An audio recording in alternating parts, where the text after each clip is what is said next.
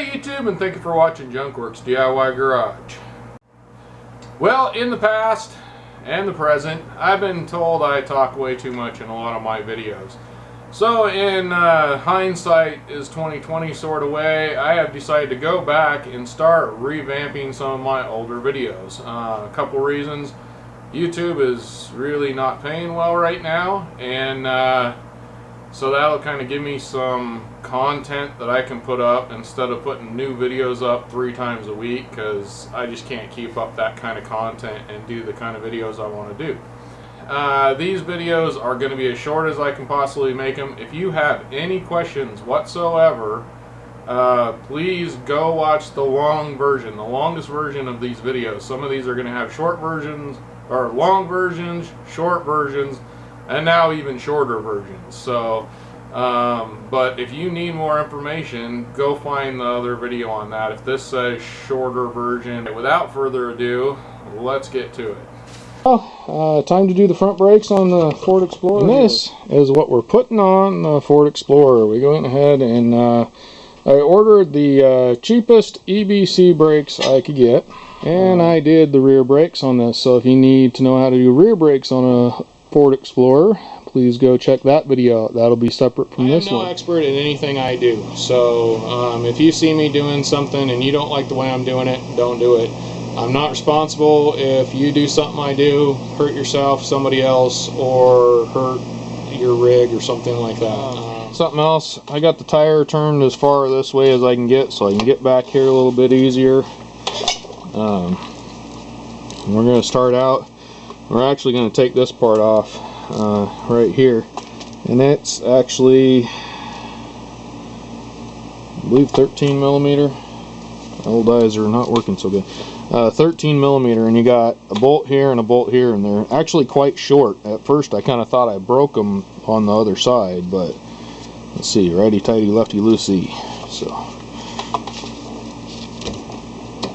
because they're very short and they are fairly tight, and then they pop and feels like you almost broke them.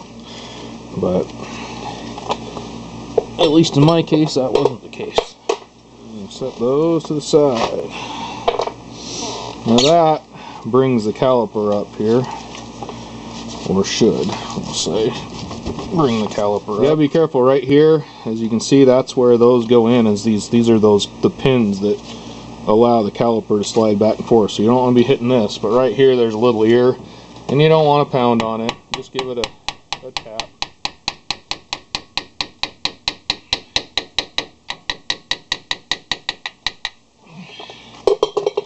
You should be able to get it from the upper part of the shock here. And I just take this, it came off of here, flip it around, and just kind of stick it up there. I now have a, I believe it's 15 millimeter. Boy, my brain. 15 millimeter, and I got the short breaker bar here.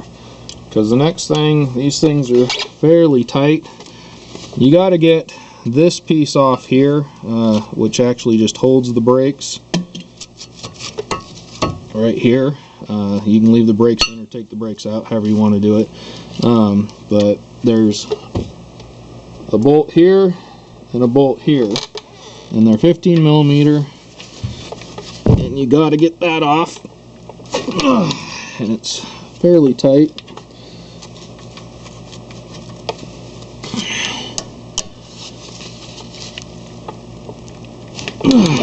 Okay, so our gloves are nice, don't bang up your hands. We're going to pull those out and we'll get back at you. Alright, and then this, once you take those bolts out, will allow this to all come free. You can take that off, set it to the side, and then your rotor comes off. I'm going to use some just brake clean and a red Scotch-Brite. Get that decently soaked with some brake clean, and I'm going to clean this up really good, best I can. Mainly I want to really worry about around these areas here, and I probably should have used some different gloves because now they're soaking through. That's alright, it'll just clean them a little bit. But I like to get around this the best area, And then you want to make sure that this part here, where the rotor and it comes together, is nice and clean. There's nothing that's going to kind of throw it off, because that can throw your whole front end off balance if there's something stuck between here, even a chunk of rust or something like that. Do the same thing, red Scotch-Brite, some brake clean. You can see here where there's machine spots here. I clean those off good. That allows those to come back together good. Also, down here, on here, and also on this side, there is a metal piece that the brake actually kind of slides back and forth on a little bit. It holds it in. So we're going to go ahead and clean that up as well, real good. Get those as good as you can get them. I'm sure there's a kit. You could probably go buy new ones of these if you had problems, but mine are in pretty good shape. They just need cleaned up. A little bit of a screwdriver to do a little bit of scraping. We got those nicely cleaned up. Caliper here. Once again, we're going to kind of clean around here a little bit. Little bit along here. I might even just use my finger or a rag. Get some of the smudge off. You really don't want, well, so I flip brake fluid. You really don't want to flip brake cleaner, or get a bunch of brake cleaner in here and spray it and hose it all down. You don't want to do that. And then we're going to push these in, and by cleaning these up a little bit, like I said, I don't want a whole bunch of brake cleaner on there, but I'm going to clean these up a little bit. It'll keep the crap from going inside the dust boots too much there and tearing those up. And then once we push those in, there's a bar across here and across here, a little metal bar. It's a kind of a hole. You can kind of see it there. Whole clip in here. I'm sure you can get a new one of those as well, but I'm just going to clean mine up. A little bit of Scotch-Brite as well. So, and to push these in, we're going to take one of the old brakes and just kind of set it across there. I got it setting up here carefully on here right now. Be very careful I don't end up knocking it off. And then I got a C-clamp and a brake tool kit that's made for this. You can see all this set up here. Now you got a dual piston set up here, and I don't have two of these tools right here, which is made for pushing the pistons back in. You just kind of set them in there, slowly turn the handles and bring the pistons in. But I do have a C-clip in one of those, so, or C-clamp, so to speak. Yet again, this is where I say if I do anything you don't like, don't do it, and I'm not responsible if you break something, but this works. Anyway, so slowly, just kind of side by side, I'm turning these and pushing those pistons back in there. What I'd call is, I guess, a brake caliper saddle. I don't know. It's where the brake caliper hooks to. And here you got pin here and a pin here, and they just pop out. Now we're going to take that, this brake caliper, brake and caliper grease. I'm going to take that, and these are pretty clean, so I'm not going to bother really wiping off the old stuff. They just don't look bad enough to worry about, and I'm just going to put some of this. Now if it was really gooky in here, I guess is a lack of a better word, you might want to clean them up real good, and then put them back in. Take that greased pin and stuff it right back in. Some of it's going to kind of come out around the edges. I actually pull it out, kind of stuff it back down in there and do that. It's got kind of a almost pressure fit to it, and then you're going to take and just get that dust boot back on there, and see, it almost pushes itself back out now. So we're going to do that to this side as well. Alright, and then since the brake actually rides along here, we're going to put just a little bit of that on here. It doesn't take a whole lot on here, because this actually does come in contact with the brake, so I don't want it, you know, coming off and ending up on the brake. So I'm just going to give it a nice light coating across here, and that'll take care of that. And we're just going to go ahead and put a coat around here.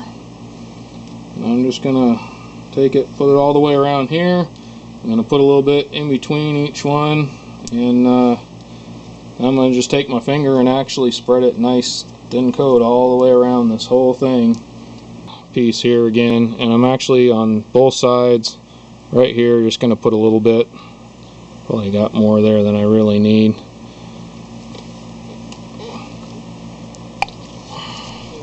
Saddle here. I'm calling it a saddle. I don't know what the technical term is.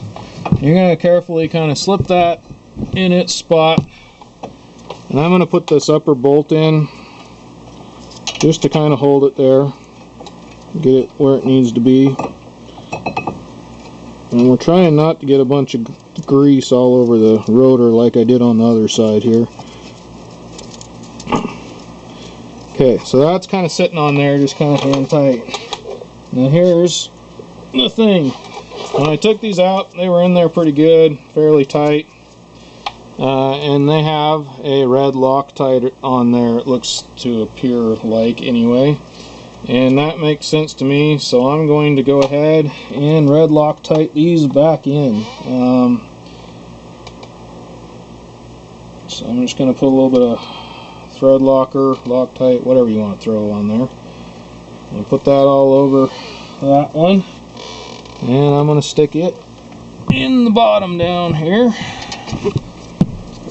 And then we're going to take that upper one back out and put some thread locker on it as well. And then we're going to tighten them down. Alright, well, let's try this again. To be honest, I've been having a little bit of trouble. I've already got grease on my gloves, but we're just going to be careful. And I know on the other side, sticking the top one in and then the bottom one seemed to work, but this side is just seeming to be a little bit more of a bear than the other. I'm having trouble for some reason getting this to want to stick in there. And I tried both of them, and they're both having the same kind of issue. It is going in, just not near what you'd want it to. So I'm more tight than I would like, but that seems to be the way it's going.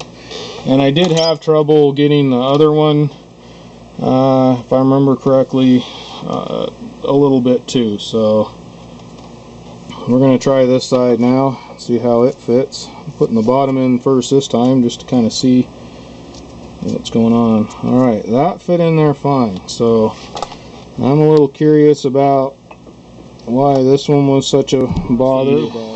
Caliper back on here. And oh, I forgot to say, you need to push these in. That one's going to come out a little ways because it's got kind of a opposite section here where it pushes out. But we're going to push that in, get the brakes back in, and get this caliper on here. It does have, I'm going to put the bottom on first. I don't know if you can see this. This kind of turns and there's a flat spot, and that flat spot needs to ride on one of these. There's two flat spots. So there we go. Okay, we're on. Now we take our bolts that held that on, the shorter of the ones here, and those will go